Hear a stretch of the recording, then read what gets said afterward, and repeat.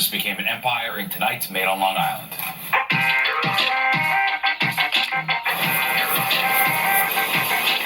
When it comes to mixing work with family, some families don't get along, as you know, but we do. Bill Beyer Sr., founder and CEO of Beyer Graphics, wouldn't have it any other way.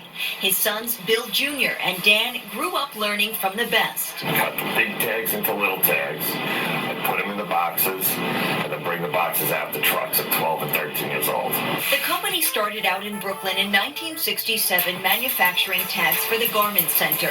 They moved to Long Island in the 80s and later transitioned to folding boxes. Today, they're one of the largest suppliers to provide packaging for major pharmaceutical, vitamin, cosmetic, and apparel companies. You would see them in Macy's. You would see them in Bloomingdale's. You would see them in CVS, Rite Aid.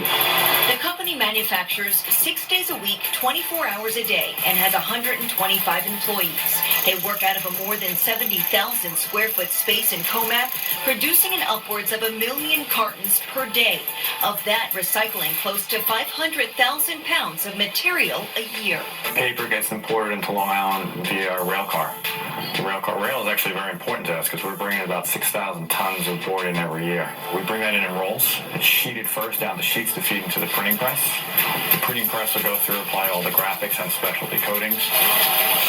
It'll then go into our stamping and then cutting facilities. Final process can be window patching, and we also do folding and gluing for all the cartons. Inside the ink lab, custom colors are made and matched. There are hundreds of thousands of choices, and red is actually one of the most commonly used colors. Machines can print up to 9 different colors at a time.